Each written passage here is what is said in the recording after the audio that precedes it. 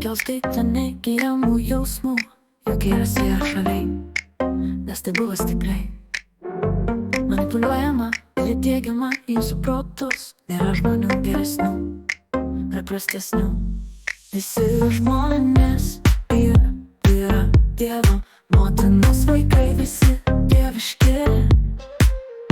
Negalvokite apie kokią nors šalį blogai, nes tokie jausmai daugiau nebepriimtini. Nebėra jokios diskriminacijos ar padalinimo.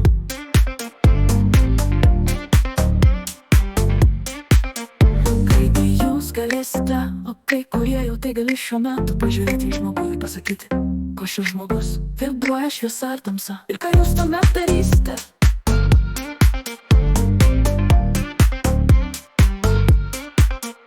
Jūs negalite teisti nieko, jums reikia mylėti be jokių sąlygų, mylėti ir šviesų ir tamsos savo broliai, žiūrėti jas vienodai, tai didai išmintis.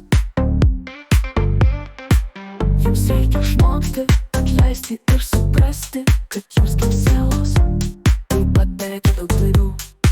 Saugokitės ego, jūs visi esate pakeliui link perfekcijos ir procijų pasiekimo, bet niekas dar nebeėjote iki to, kaipgi jūs galite teisti savo brolį. Nesididžiuokite, kad štai jūs jau esate šviesa, kad jūsų siela rado kelią, o jie negalėjo to padaryti. Nesipuikuokite prieš savo brolius, kurie to nepasiekė.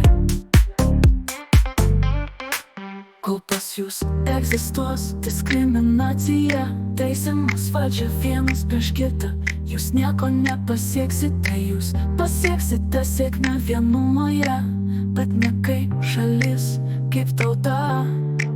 Jūsų tikslas šviesos darbuotojai, būti šviesos stulpais ir pritraukti sielas, kurios yra tamsoje, padėti atrasti joms šviesą, bet netempti jų tiesą.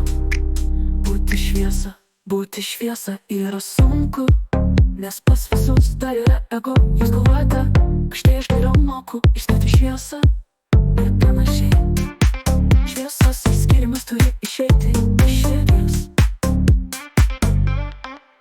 nes jūs nenorite būti aukščiau už kažką, nes taip nėra, todėl nenorėkite padėti tik kai kuriems, nes jūs sutelkite dėmesį ne tik į tuos, kas išskiria šviesą priešinai.